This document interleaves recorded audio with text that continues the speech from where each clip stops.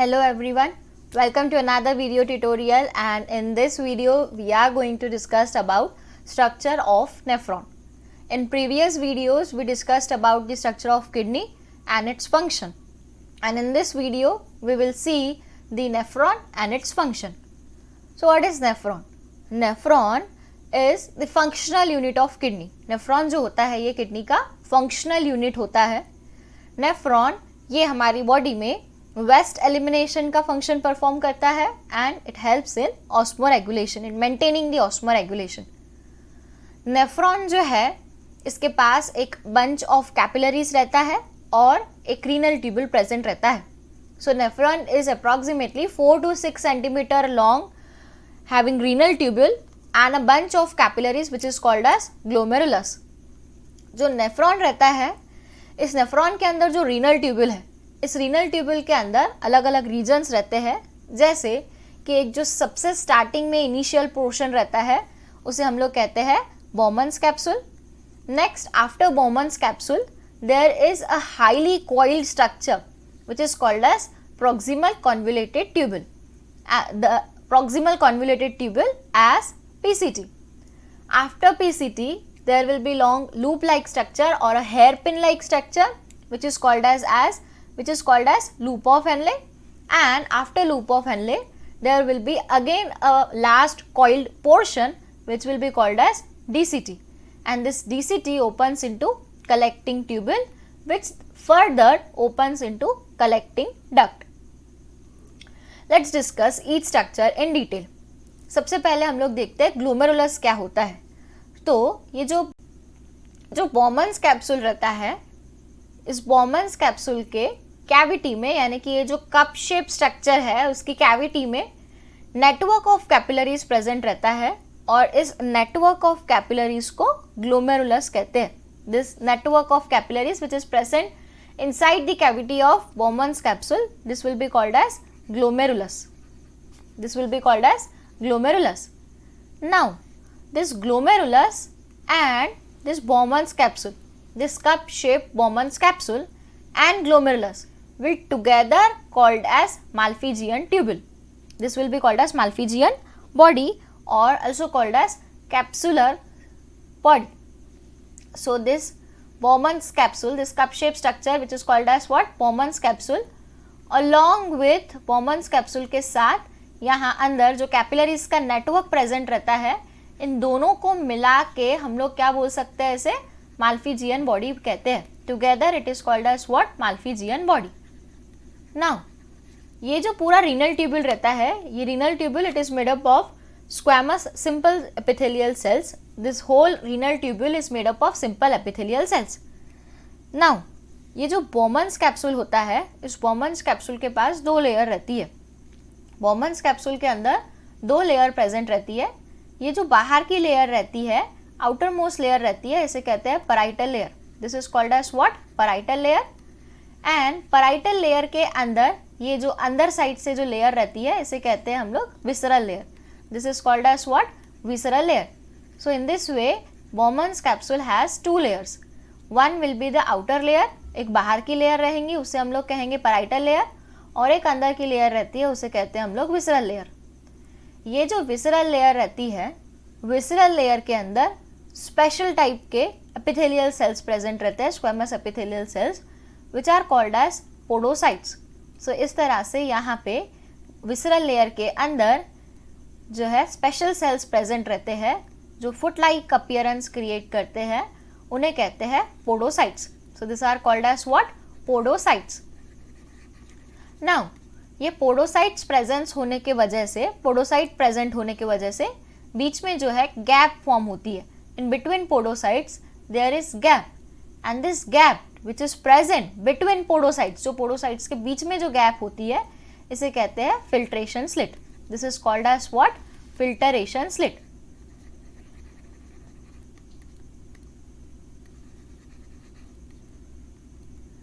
Next, ये Bowman's capsule जो है, इसकी जो ये बाहर वाली लेयर हो जाएंगी, इसे हम लोग क्या कहेंगे? Parietal layer. अंदर वाली जो लेयर रहेंगी उसे कहेंगे विसरल लेयर. विसरल लेयर और पैराइटल लेयर के बीच में ये स्पेस प्रेजेंट रहती है. There is space in between visceral layer and parietal layer. So the space which is in between visceral layer and parietal layer, the space is called as urinary space. The space is called as what? Urinary space. Now ये जो urinary space होती है, इस urinary space के आगे जो ये portion रहता है with joints Bowman's capsule with PCT, Bowman's capsule को जो पीसीटी के साथ जोड़ता है उस रीजन को बोलते हैं neck region. This region is called as what? Neck region of the nephron. Neck region के आगे ये जो बहुत कॉइल्ड स्ट्रक्चर रहता है इसे कहते हैं हम लोग PCT.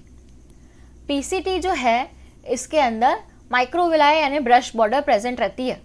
PCT has presence of cuboidal epithelial cells.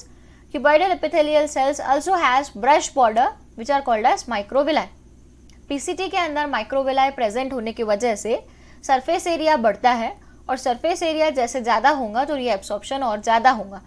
So microvilli increases the surface area so that absorption will be increased. PCT जो है ये proximal portion रहता है और highly coiled portion रहता है. इसके पीछे का रीज़न ये रहता है कि ये हाईली कॉइल्ड पोर्शन होने की वजह से जो फ्लूइड रहता है वो स्लोली पास होता है from PCT so that more and more reabsorption should take place from PCT. So PCT से काफ़ी ज़्यादा रीएब्सॉर्प्शन होता है because it is highly coiled structure first, and second it is having the presence of microvilli.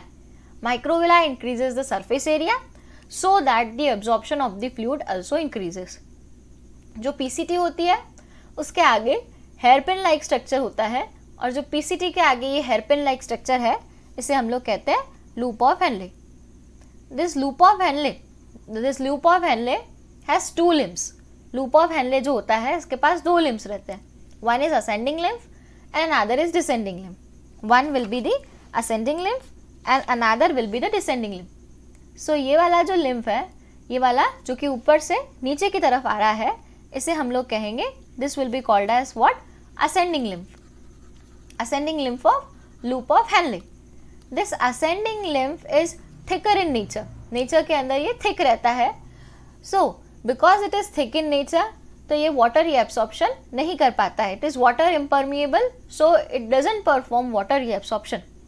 But this another lymph is called as descending lymph of Henle. This is called as what? Descending lymph of Henle. This descending lymph of Henle is thin in nature और इसीलिए water permeable होता है और इसीलिए ये water reabsorption कर पाता है. सो हम लोगों ने देखा कि जो पीसीटी है वो हाईली कॉइल्ड स्ट्रक्चर है. पीसीटी के बाद एक हेयरपिन लाइक स्ट्रक्चर रहता है, उसे कहते हैं लूप ऑफ हेनले. ये जो लूप ऑफ हेनले है इसके पास दो लिम्स रहेंगे, ascending limb and descending lymph. जो ऊपर से नीचे की तरफ आ रहा है उसे हम लोग कहेंगे असेंडिंग लिम्फ एंड जो नीचे से ऊपर की तरफ जा रहा है उसे कहेंगे descending lymph. Ascending lymph is water impermeable whereas descending lymph is water permeable. So water reabsorption जो है वो कहाँ से होगा? Descending lymph से होगा. Descending lymph of Henle के बाद ये जो लास्ट coiled portion रहता है इसे कहते हैं DCT. This is called as what? DCT. That is distal convoluted tubule. Again it is a coiled structure. ये भी काफ़ी ज़्यादा coiled structure रहता है.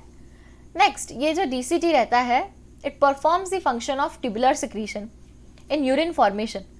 मीन्स ये जो डीसीटी है वो क्या करता है कि बाहर जो भी हार्मफुल सब्सटेंसेज है, से फॉर एग्जांपल क्रिएटिनाइन और other waste product which are outside the nephron, वो सारी चीज़ें कहाँ आती है? डीसीटी के अंदर आती है और डीसीटी से फिर वो यूरिन के अंदर बाहर एलिमिनेट की जाती है. सो ये वेस्ट एलिमिनेशन में मदद कर रहा है. सेकेंडली ये वाटर रीअब्सॉर्प्शन करता है. DCT also performs the water reabsorption and it also maintains the balance of ions in our body. Last ये जो DCT होता है this opens into collecting tubule. DCT जो है ये collecting tubule के अंदर open होता है. This collecting tubule is a short straight structure. ये एक short straight structure होती है और जो कि किसके अंदर open होती है? collecting duct के अंदर open होती है. ये जो collecting tubule है ये भी important function perform करती है, जैसे ये वाटर रीअब्सॉर्प्शन में मदद करेंगी, प्लस में it helps in secretion of the protons. It helps in secretion of protons. Last there will be what? Collecting duct. At last there will be this structure which is called as what? Collecting duct.